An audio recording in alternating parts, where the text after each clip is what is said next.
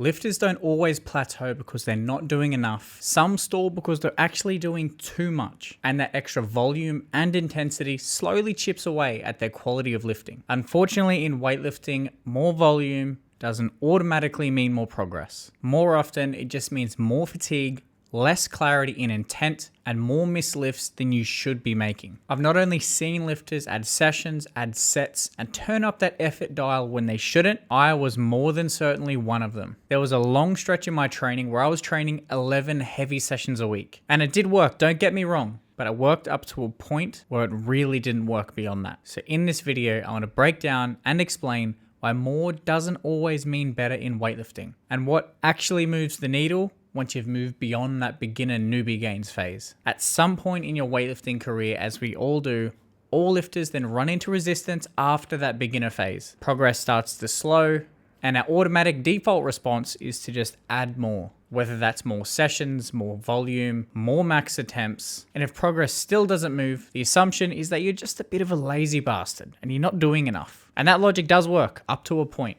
There are people out there that do need a bit of a kick up the ass, but not all of us do. In weightlifting, there is a very real point where diminishing returns starts to kick in. And past that point, the more work we do starts working against us. And this trap is common for a simple reason. More training feels productive. It feels disciplined. It feels like you're doing the right thing. And when lifts aren't moving the way we want, adding more to our plate just gives us reassurance, even if it's not actually fixing the problem. In weightlifting, we aren't rewarded based solely on effort. We are rewarded in how well we can express skill under load. Feeling productive and getting better are not the same thing. And this is the part that most lifters either miss or don't value high enough. Weightlifting has a very real skill element to it. Strength 100% matters. You got to be strong in weightlifting. That's not debatable. But skill actually determines whether that strength is actually expressed effectively once the bar gets heavy. When training starts to become excessive or vague, fatigue doesn't just make you tired, it changes the way you move. It may feel like your turnover is slow, or your lockout may be suffering, or you may feel the bar is crashing more often than it should because your legs aren't doing the work that it needs to, and your arms are taking over earlier. Or you may be just avoiding positions altogether, whether that's developing a solid catch position in the snatch, or maybe even avoiding full depth in your squat to give that illusion of transferable progressive overload over time. Essentially, technique becomes inconsistent without intent, especially when you're stretched too thin in your training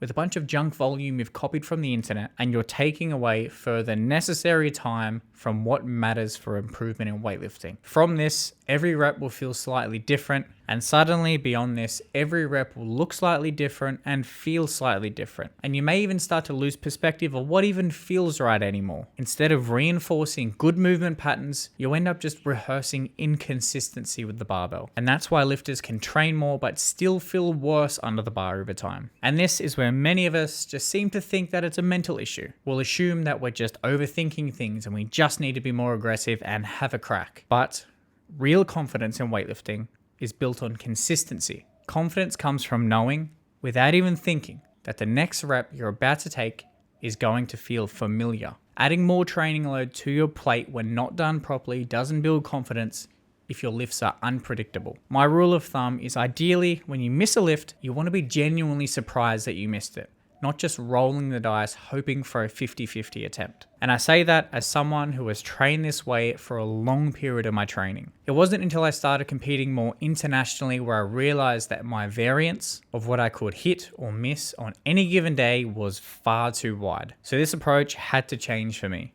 And it's changed the way that I've trained, and it changes the way that I coach my athletes all around the world. So here's the loop that I see over and over again. Progress slows, volume goes up, fatigue increases, rep quality drops, and confidence slips. And instead of stepping back, the response is to just double down. That's the effort trap. Not because effort is bad, but because effort without restraint quietly bleeds into everything. Every session feels heavy. Every decision you make feels over-optimized. Even recovery becomes another thing to control, to the point where it just adds more stress than actually reducing it. Better training doesn't mean doing less for the sake of it. It means doing enough to support high quality training over the long term. Better training doesn't mean doing less for the sake of it. It means doing enough to support high quality training. Enough that lifts stay consistent. Enough that confidence builds instead of erodes, enough to where you can come back tomorrow to the gym and still lift well. Weightlifting rewards consistency and reliability, not novelty. And the lifters who actually last aren't the ones that did the most. They're the ones that could repeat good enough training for years to come.